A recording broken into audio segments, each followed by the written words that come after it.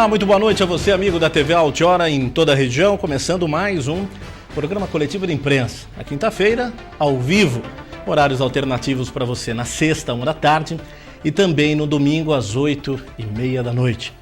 E hoje nós vamos falar de um ponto interessante, e nós falamos isso no final do programa passado, que era a ousadia, o investimento, as empresas como estão.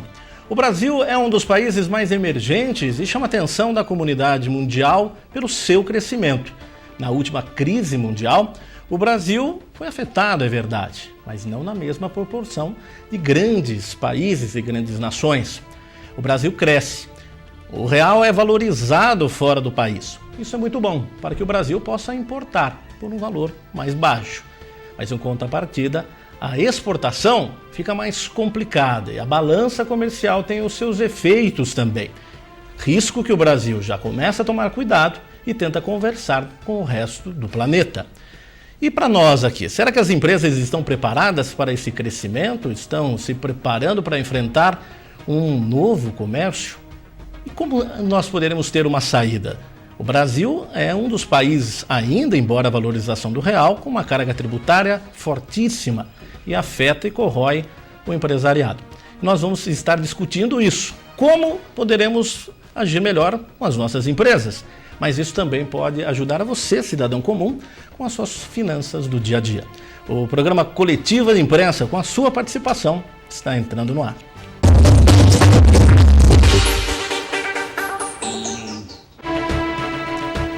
Muito bem, e no dia de hoje, com a sua participação pelo telefone 0 operadora 11 22 77 0905, e você pode colaborar conosco também pelo e-mail coletivodeimprensa@altioratv.com, participar conosco para fazer também um programa muito bom. E hoje nós vamos conversar com quem entende desse mundo dos tributos. O imposto brasileiro. Mas já a gente vai bater um papo. Deixa eu dar uma boa noite para o doutor Rodrigo Morales com a gente. Rodrigo, boa noite, seja bem-vindo ao Coletivo de Imprensa. Boa noite, Antônio Carlos. Boa noite, espectadores e telespectadores da TV Altiora. Agradeço o convite de vocês. Quero dizer que estou aqui para falar um pouco daquilo que você apresentou inicialmente e dizer um pouco sobre impostos, sobre o que esperamos do nosso país crescendo cada vez mais, talvez com uma carga tributária mais inteligente e menor para que a gente possa ter competitividade no mundo. Legal, e ainda mais uma época em que nós já sabemos o novo governo, né? Ou a permanência de alguns do governo atual. Mas, Rodrigo, como é de praxe do programa, eu vou pedir para que você faça um resumo mesmo e rápido, mas da sua trajetória profissional até chegar nesse momento. Ok, eu sou formado em Direito e também em Ciências Contábeis. Sou do interior de São Paulo, de Dracena, do qual me honro muito, ainda que também tenho muito orgulho de hoje ser um cidadão bragantino, porque aqui resido. Em 94, após me formar em Direito, fui a São Paulo. Em São Paulo ingressei na carreira de consultor tributário e auditor numa empresa privada. Posteriormente fiz Ciências Contábeis também em São Paulo. Fiz um mestrado no Mackenzie e hoje atuo nessa área tributária, atrelada à área contábil, do qual sou sócio de um escritório de contabilidade, de consultoria tributária e também de advocacia na área preventiva do direito tributário. Direito fez aqui em Bragança mesmo? Não, fiz em Tupã, que é uma cidade próxima à minha cidade natal, que é Dracena, e depois fiz uma especialização no Mackenzie em São Paulo. Muito bem. Eu não sabia, foi auditor também, eu já trabalhei como auditor. Tem horas que a gente pisa em ovos, ainda assim? É verdade, mas na verdade eu fui auditor Interno? Na década de 90, em 94, 95, e depois já fui para a consultoria tributária. Era uma época mais fácil, hoje você tem uma série de responsabilidades, até em razão dos escândalos que nós tivemos nos últimos tempos, que eu acho que que é justo você cobrar daquele que te dá um parecer, daquele que atesta suas contas contábeis e fiscais. A gente chama que hoje o profissional é solidário, né? Antigamente ele dava o parecer, o abacaxi era para frente, né? Era porque as normas talvez eram menos rígidas e não tinha talvez as cobranças que se tem hoje desse mundo corporativo que eu entendo como global e também da transparência para os investidores, para os acionistas, principalmente daqueles que têm ações negociadas em bolsa. Rodrigo, hoje eu fiz aí na abertura, o Brasil ainda é o país com maior carga tributária, ou pelo menos entre eles? Ele é um dos maiores, né? Hoje nós temos uma carga tributária que corresponde a 35% do nosso PIB, do nosso Produto Interno Bruto, que é toda a riqueza gerada pelo nosso país. Ainda que os outros países, até como exemplo, os Estados Unidos, ele está numa faixa de 27%, que eu também considero alta, mas os Estados Unidos é um país totalmente desenvolvido, nós não somos ainda. Para ter uma carga tributária elevada, eu acho que o Brasil, o nosso país, deveria retornar isso para o cidadão brasileiro. Infelizmente, a gente ainda não vê isso. O que realmente aperta bastante. Essa carga tributária independe de empresas de grande porte com uma empresa pequenininha? Não, a gente está falando de um modo geral, considerando as grandes empresas. É lógico que as empresas de pequeno porte, elas têm alguns incentivos. Hoje nós temos o Simples, que é um sistema para pequenos e micro empresários. Mas em proporção é o mesmo impacto ou não? Não.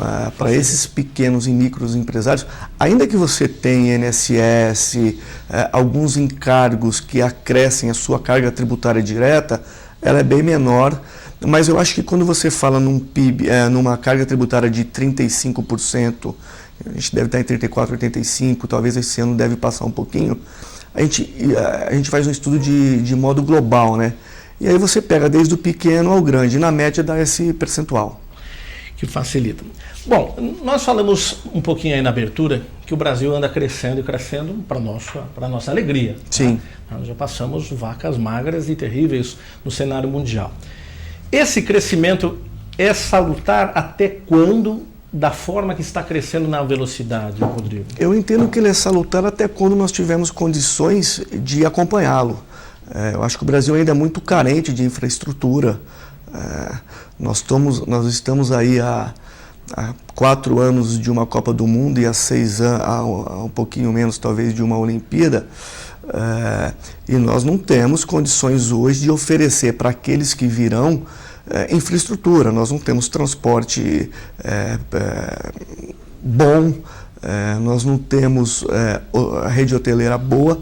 Agora, os aeroportos vão ser um problema? Sem dúvida. Hoje isso é catastrófico.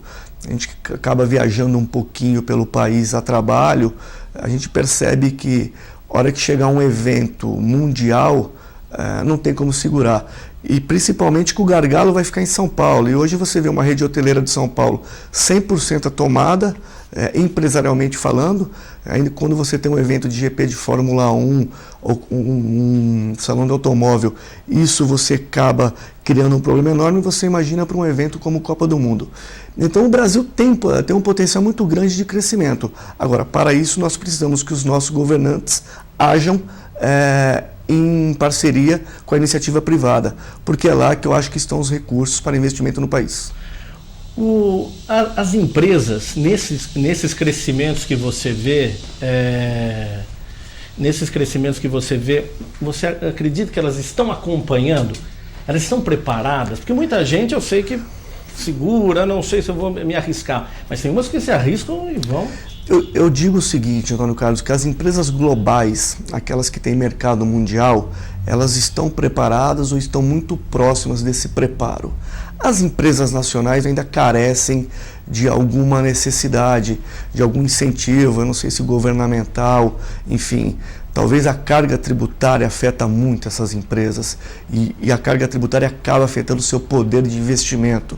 Eu sempre digo o seguinte, se você poder fazer um planejamento para que você tenha uma carga menor, isso vai sobrar dinheiro no caixa. É uma equação muito simples. E sobrando dinheiro no caixa, você pode fazer novos investimentos. O Brasil precisa de tecnologia também.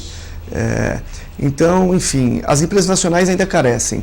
As empresas globais, elas estão muito próximas de um nível internacional que as permitem ter um desenvolvimento maior. Porque aqui tem o Tiago do Jardim Recreio, está perguntando se você concorda que o Brasil paga mais imposto, é o que está pelo menos pondo aqui, é o que você acabou de falar, né? Se nós teríamos uma outra forma de melhorar isso. Atualmente não, né? Eu acho que se você tiver uma reforma tributária racional que envolva todos os estados da nação, e que todos aceitem, eu acho que a gente tem condições de melhorar essa carga tributária. Agora, o que eu acho mais importante é que seja a carga tributária de 35, de 29, de 27, que é o próximo da Argentina, que é o nosso vizinho, o nosso co-irmão, que você transforme isso em benefício para a população. Eu acho que esse é o maior ponto. Não adianta eu pagar 35%, ter uma carga de 35% e eu não ter retorno, eu não tenho estradas boas. Eu não estou dizendo aqui na nossa região, porque aqui nós temos. São Paulo ainda é uma exceção do país, né? Nós vivemos um país diferente do que é o Brasil. Então, se você tiver uma carga racional, mas que, acima de tudo, o ser humano, o brasileiro, tenha um retorno que permita ter saúde e ter segurança, eu acho que é justo. Mas hoje é injusto. Planejamento tributário. Qual a importância para quem está em casa? E vamos tentar aí escalonar aí para quem tem a grande empresa, né? E aqueles que não têm uma empresa média, mas sobrevive dela. Qual é a importância de se fazer um planejamento pensando na área tributária, Rodrigo? Antônio Carlos, é assim, é mais ou menos um exercício que a gente faz em casa. A gente precisa economizar alguma coisa para sobrar, para que a gente possa investir em alguma coisa. Se a gente olhar do ponto de vista de casa, para comprar uma roupa, às vezes para trocar um carro. E as empresas, de um modo geral, é a mesma coisa. Com uma carga tributária tão alta como nós temos, nada melhor do que você economizar impostos. Então você tem que procurar um planejamento tributário, você tem que procurar um profissional que te permita ter uma economia tributária, principalmente porque ela é muito alta em nosso país, para que você possa fazer um desenvolvimento na sua empresa tecnológico, corporativo e, lógico, que é o mais importante, é dinheiro no bolso do sócio, porque o nosso país é capitalista, o nosso regime é capitalista e nós somos capitalistas.